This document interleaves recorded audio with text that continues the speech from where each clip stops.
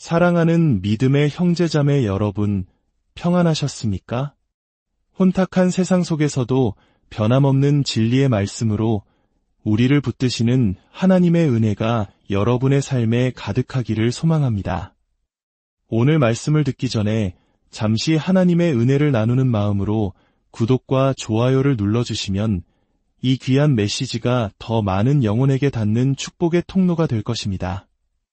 여러분의 작은 섬김 위에 하나님의 평강이 함께하기를 기도합니다. 얼마 전 동역자 목사님 한 분이 제게 아주 놀라운 간증을 나누어 주었습니다. 이 이야기는 하나님의 능력이 시공간을 초월하여 어떻게 역사하시는지 생생하게 보여줍니다. 그 목사님이 최근 동남아시아 말레이시아의 한 교회에서 집회를 인도하게 되었습니다. 그곳은 호산나 교회라는 이름의 아주 뜨거운 교회였는데 예배의 열기가 마치 천국에 와 있는 듯한 착각을 불러일으킬 정도였다고 합니다. 예배 중 성령의 임재가 너무나도 강렬하게 느껴져서 목사님은 다른 순서들을 모두 생략하고 곧바로 치유와 기도의 시간으로 들어갔습니다. 그는 기도 중에 하나님이 주시는 마음을 따라 이렇게 선포했습니다. 혹시 이 자리에 사고로 어깨가 부서졌지만 제대로 치료되지 않아 고통받고 있는 남성분이 계십니까? 그 순간 예배당 뒤편에 서 있던 한 남성이 조용히 손을 들었습니다. 그런데 사실 그 남성은 자신을 위해 손을 든 것이 아니었습니다. 그는 그 예배에 참석하지 못한 그의 친구를 대신하여 믿음으로 손을 든 것이었습니다.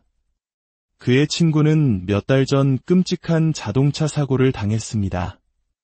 차가 도로 밖으로 굴러떨어져 몇 시간 동안이나 갇혀 있었고 구조되었을 때는 이미 한쪽 팔이 형체를 알아볼 수 없을 정도로 부서져 있었습니다. 상태가 너무나 심각해서 의사들은 뼈가 완전히 산산조각 나 수술조차 불가능하다고 말했습니다. 뼈라고는 찾아볼 수 없고 오직 근육으로만 겨우 팔이 붙어있는 상태였습니다. 의사는 그에게 영구적인 손상이라며 앞으로는 500ml짜리 작은 생수병 하나도 들지 못할 것이라고 절망적인 진단을 내렸습니다. 바로 그 시각 친구가 교회에서 그를 위해 대신 기도를 받고 있던 바로 그 순간 이 남성은 가족과 함께 차를 운전하고 있었습니다. 멀쩡한 다른 쪽 손으로 운전을 하고 있었죠. 그런데 갑자기 부서졌던 어깨에서 이상한 느낌이 들기 시작했습니다. 그는 옆자리의 아내에게 말했습니다. 여보, 내 어깨가 좀 이상해. 아픈 건 아닌데 뭔가 안에서 움직이는 것 같아. 놀란 아내는 즉시 차를 길가에 세우라고 했습니다. 차를 세우자 그는 더욱 놀라운 느낌을 받았습니다. 마치 따뜻한 물이 어깨 관절 사이로 흘러들어오는 듯한 감각이었습니다. 무슨 일이 일어나는지 전혀 알 수 없었지만 부부는 일단 집으로 돌아가기로 하고 아내가 대신 운전대를 잡았습니다. 집에 도착했을 때 차 트렁크에는 무거운 생수 한 박스가 실려 있었습니다. 그는 아들에게 얘야, 저 물 좀 안으로 옮겨다오라고 말했습니다. 늘 그랬듯 자신은 그 상자를 들 수 없었기 때문입니다. 그런데 아들이 아빠, 저 지금 화장실이 너무 급해서요. 하며 집으로 뛰어들어가 버렸습니다. 홀로 남겨진 그는 아무 생각 없이 늘 하던 습관과는 달리 부서졌던 바로 그 팔로 허리를 숙여 생수박스를 번쩍 들어 올렸습니다. 그리고는 창고까지 그 무거운 박스를 옮겨 놓았습니다. 바로 그 순간 그는 깨달았습니다. 자신이 지금 무슨 일을 했는지를. 의사가 평생 들지 못할 것이라고 했던 그 팔로 수십 킬로그램에 달하는 생수박스를 아무렇지 않게 들어 옮긴 것입니다. 그는 완전히 치유되었습니다. 할렐루야. 놀라운 것은 그는 누군가 자신을 위해 기도하고 있다는 사실조차 몰랐다는 것입니다. 이것이 바로 하나님의 능력입니다. 우리의 기도가, 우리의 믿음이 시공간을 넘어 역사하는 것입니다. 오늘 우리가 함께 나눌 말씀의 주제는 바로 이것과 연결됩니다. 시편 68편 말씀을 통해 우리는 평화로운 전쟁이라는 역설적인 진리를 발견하게 될 것입니다. 평화로운 전쟁이라니 마치 달콤 쌉쌀하다거나 소리 없는 아우성처럼 모순되는 말처럼 들립니다. 하지만 이것은 우리 그리스도인의 삶의 본질을 꿰뚫는 매우 중요한 영적 원리입니다. 오늘 본문으로 시편 68편 말씀을 함께 보겠습니다. 제가 40년 넘게 사랑해온 시편이지만 이 말씀을 중심으로 설교하는 것은 거의 처음인 것 같습니다. 시편 68편 1절에서 3절입니다. 하나님이여 일어나사 원수들을 흩으시며 주를 미워하는 자가 주 앞에서 도망하게 하소서. 연기가 불려가듯 그들을 몰아내소서. 불 앞에서 미리 녹음같이 악인이 하나님 앞에서 망하게 하소서. 그러나 의인은 기뻐하며 하나님 앞에서 뛰놀며 기쁨으로 즐거워할지로다. 이 말씀은 우리에게 영적 전쟁의 핵심 원리를 가르쳐줍니다.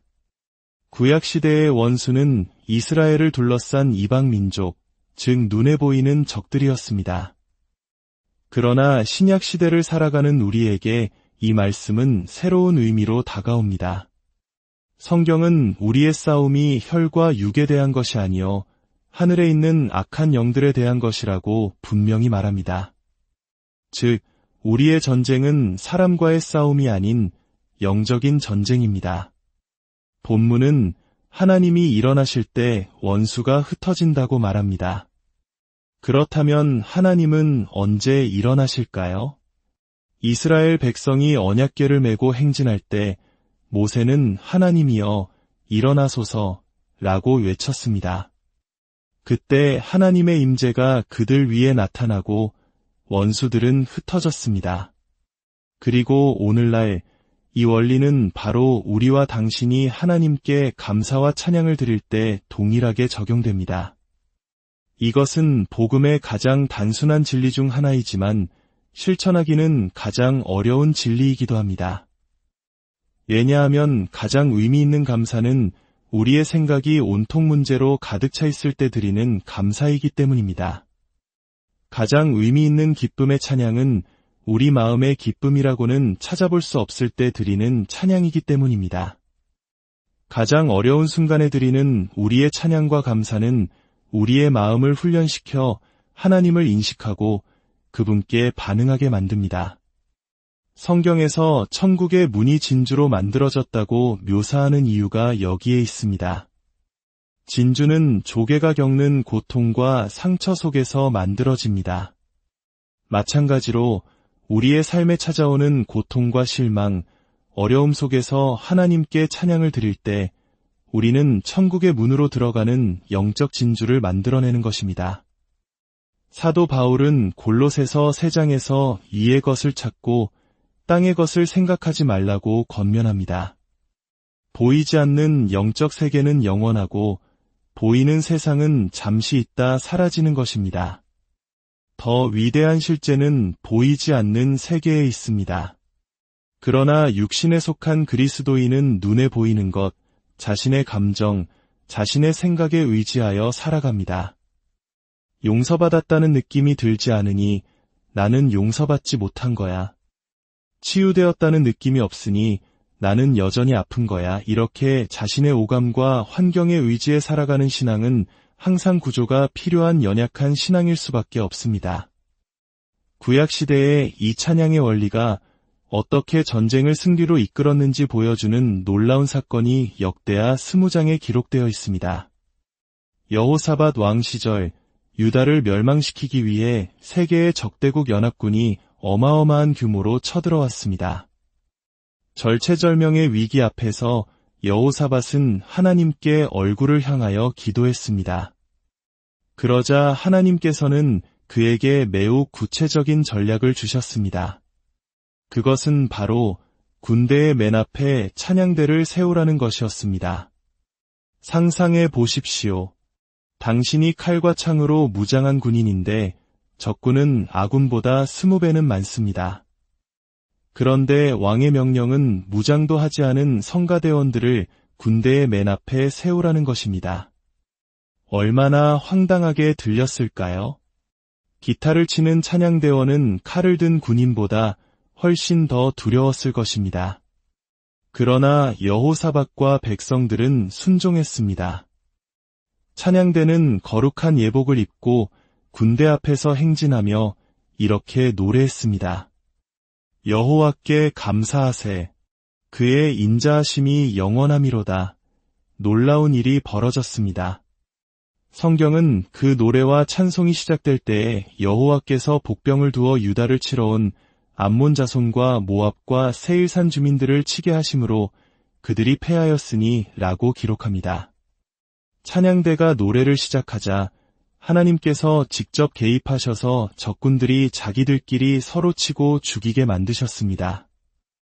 유다 군대는 칼 한 번 휘두르지 않고 엄청난 승리를 거두었습니다. 그들의 무기는 칼과 창이 아니라 감사와 찬양이었습니다. 이 원리는 신약 시대에도 동일하게 나타납니다. 사도행전 16장에서 바울과 실라는 복음을 전했다는 이유로 감옥 깊은 곳에 갇혀 두 발이 착고에 단단히 채워졌습니다.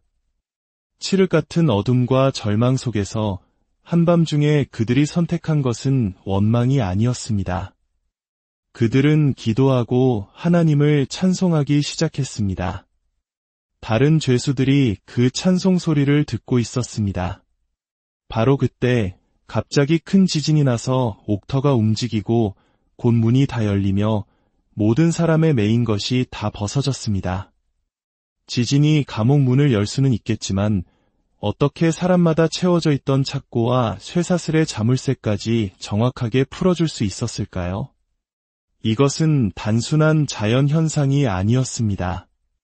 하늘의 실제가 땅을 침공한 사건이었습니다. 바울과 실라가 위의 것을 바라보며 하늘의 관점으로 찬양했을 때 하늘이 땅에 임하여 그들을 묶고 있던 모든 물리적, 영적 사슬을 끊어버린 것입니다. 우리가 처한 상황이 아무리 압도적으로 보여도 우리 하나님은 그 어떤 상황보다 더 압도적으로 크신 분입니다.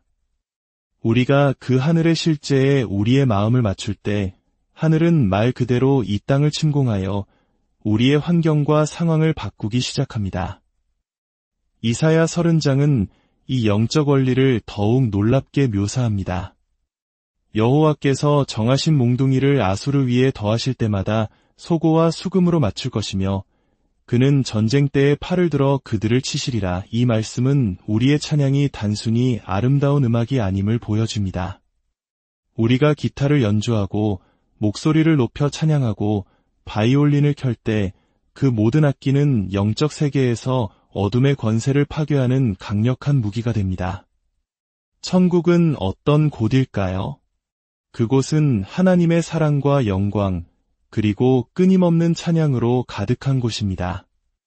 천국의 모든 풀 한 폭이, 꽃 한 송이까지도 빛과 소리를 머금고 조화로운 찬양을 하나님께 올려드린다고 합니다. 방해 없이 하나님의 영광을 직접 보는 존재는 경배하며 무릎 꿇고 감사와 찬양을 드리는 것 외에 다른 반응을 할 수 없습니다. 지금 여러분이 직면하고 있는 그 큰 문제, 영원의 관점에서 보면 그것이 어떻게 보일까요?